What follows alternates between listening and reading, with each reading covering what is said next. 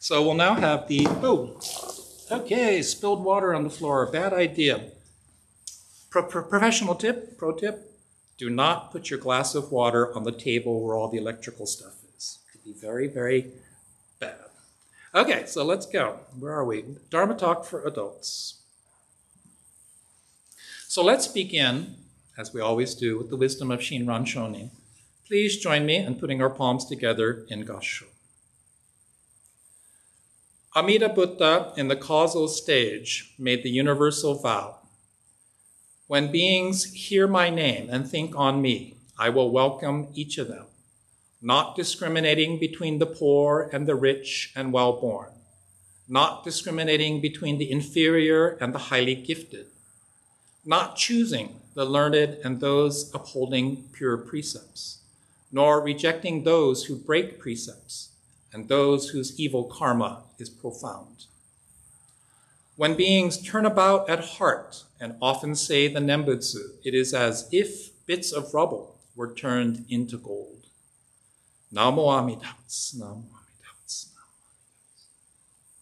Namo Amida Butsu, Namo Amida Butsu. So this is Shinran Shonin quoting a hymn by Zi Min, one of the Chinese philosophers and Buddhist scholars, which you can find in the notes on Essentials of Faith Alone, the collected works of Shinran, Volume 1, page 456. So good morning. So in this scripture, Buddha in the causal stage refers to the Bodhisattva Dharmakara, making and fulfilling the 48 vows, including the primal vow, the universal vow, and becoming Amida Buddha. So the part that says, hear my name and think on me. To hear, this is to hear the calling voice of Amida in the form of Namo Amida Butsu. So Namo Amida Butsu, the name of Amida, is the embodiment of Amida's ascending virtue for our going forth to birth in the Pure Land. It is also the perfection of all practice, all embodied in Namo Amida Butsu. And think on me. This is a literal translation of Nimbutsu, to think on the Buddha. So the practice of Nimbutsu is simply awakening to, becoming aware of, and truly appreciating the embrace of great love and great compassion. Amida's working in our lives to guide us to birth in the Pure Land.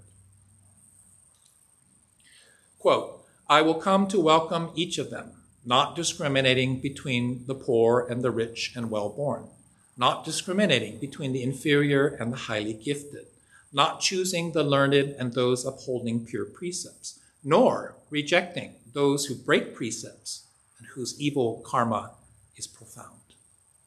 So this is the universal vow. This is the primal vow. This is Amida's vow to save all beings without discrimination, judgment, or making a distinction. The mind of non-discrimination is also translated as the mind of absolute equality, is Byodoshin in Japanese. So Shakyamuni Buddha taught that, 2,600 years ago, that the human mind, as wonderful as it is ultimately limited and thus instinctively sees the world in a dualistic perspective. Me versus them. Black versus white. Good versus bad in a moral sense, etc. So the path of discipline, the traditional monastic path to enlightenment, aims to break free from this dualistic mind, the mind of discrimination, through self-discipline, meditation, upholding precepts, intensive study of the sutra, relentless practice, and a monastic lifestyle. So put in other words, if you were not able or capable or in a position to become a monk, to excel in your studies, to practice relentlessly, to meditate for days and days, you're pretty much out of luck. So enlightenment, more precisely the pursuit of enlightenment, was limited to the wealthy, the powerful, the well-born, the educated, exceptionally talented people who had the time and resources to devote their lives to monastic practice in the pursuit of enlightenment. Shinran Shonin and his great teacher Honen Shonin and the Nimbutsu teaching of the Jodo Pure Land School shattered this paradigm and disrupted the status quo.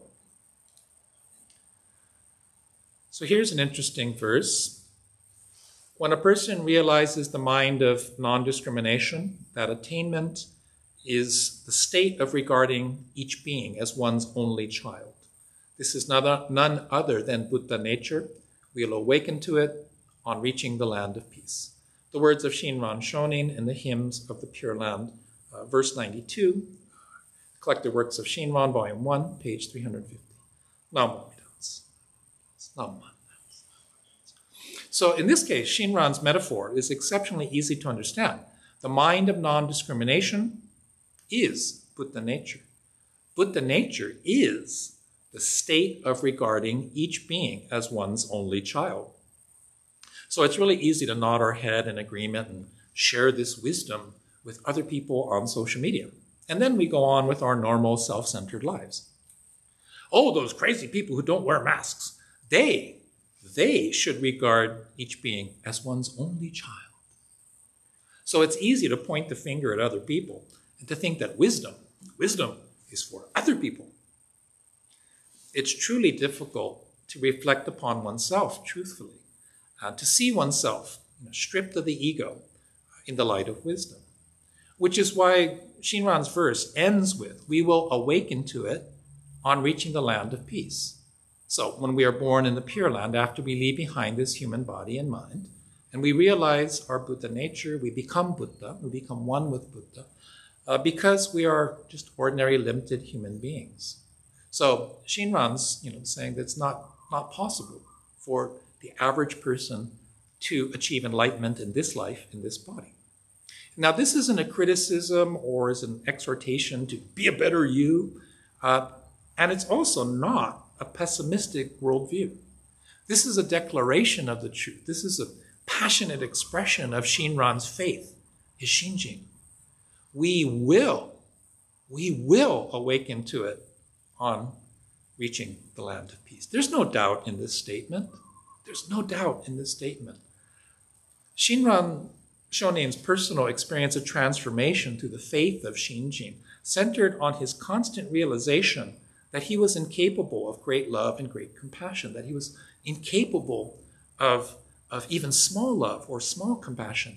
He would never be, on his own, he would never be able to realize the Buddha nature, the mind of non-discrimination, the heart of great compassion, while he was stuck in a human body and dominated by a self-centered human heart, which is precisely why Shinran is the object of Amida's vow.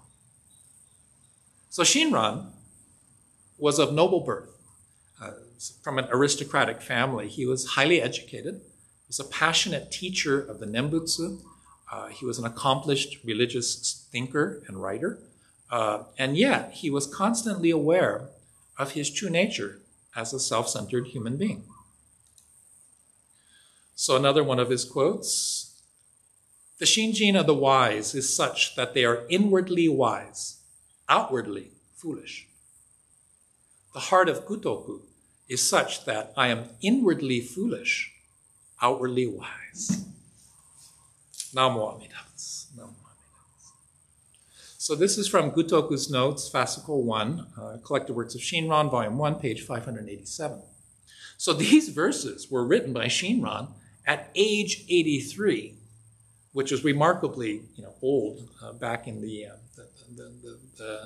12th and 13th centuries. Age 83. So what a remarkable degree of self-reflection, self-awareness, and self-honesty. As an aside, Gutoku is one of the names that Shinran used, and it translates as foolish, stubble-headed person. What it means is foolish, failed monk. Shinran took this name after he was exiled and lost his official status as a priest. So he had failed at being a monk. In other words, he was not able to achieve enlightenment through monastic practice. But because Shinran had personally experienced the transformation of the faith of Shinjin, he also had no doubt of his birth in the Pure Land and thus becoming Buddha. So it is this purely subjective experience of being assured of Buddhahood in this life, breaking free of this world of delusion, or salvation in a Buddhist sense, through the other power, through Amida's vow, working in one's life. This is the source of Shinran's passion. So returning to the original quotation, when beings just turn about at heart and often say the Nimbutsu, it is as if bits of rubble were turned into gold. So the word in Japanese is eshin, comprised of two kanjis, one which means to turn about, and the other is kokoro, or shin, which is a combination of heart and mind. It's both. So this turning of the heart and mind, this turning of heart-mind, is the transformative experience of shinjin, gratefully receiving the heart-mind of Amida, the entrusting heart, the mind of non-discrimination, and the heart of great compassion. Think of shinjin, this turning of the heart-mind, this way. This might make it a little bit easier. Shinjin is Amida's absolute aloha. So in my kotonk understanding of aloha, it means absolutely unconditional love, absolutely inclusive love. And by sharing this aloha and having aloha shared with you, aloha changes your heart and adjusts your attitude. Now, being from Los Angeles, aloha has always made me a little uncomfortable. I mean, for me, it's difficult to be accepted. I have trouble accepting the fact that I am accepted unconditionally because it forces me to see my true nature as a selfish, egocentric, self-deluded, limited human being. And yet, I have been accepted with aloha in Hawaii and Maui. And in fact, aloha just like showers down on me and Mimi every day in the form of kind and gentle people here at Makawao Hongwanji. Spectacular sunrises, rainbows, sunsets, the ocean, and the majesty of Haleakala. So am I grateful? I know I'm supposed to be grateful. But to be honest, it's easy to take aloha for granted and not make a deliberate, conscious effort every day to live aloha by sharing aloha with every person and every living being that we encounter that day. Interestingly enough, live aloha. Grammatically, this is a command form of the verb, right? Live aloha. We're giving a command to other people. You live aloha first, then I'll live aloha. My understanding is that aloha is not transactional. Right? You do it first, I'll do it, and then we'll both have aloha.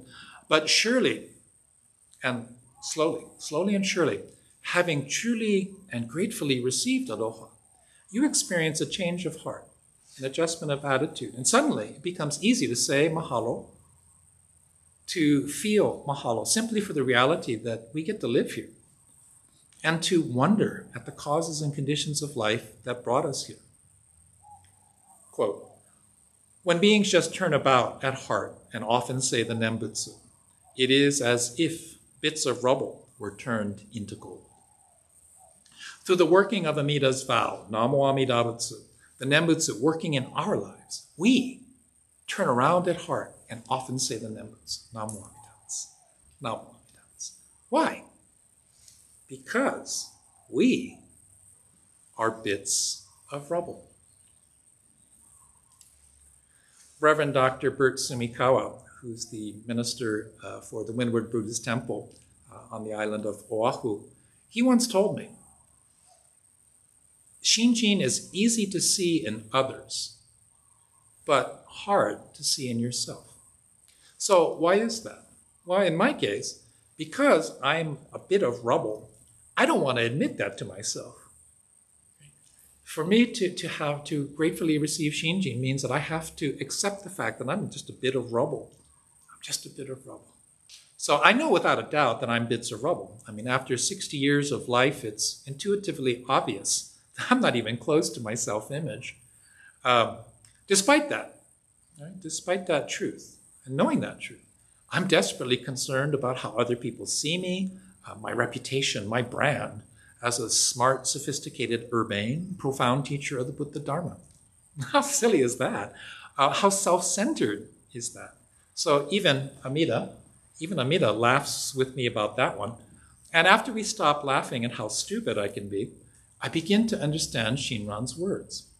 Shinran's key teaching is that having gratefully received Shinjin, the faith of Shinjin, we say Namo Amida Butsu in gratitude for the great heart of compassion of Amida Buddha that embraces me just as I am, and the infinite light of wisdom of Amida Buddha that illuminates the folly, the silliness, the self-centered stupidity of my thoughts, words, and actions. when I see myself as bits of rubble, it's humiliating and humbling. Me, my big fat ego, really doesn't like that idea. And yet, I'm forced to admit to myself that it is true. That it's true. I am bits of rubble.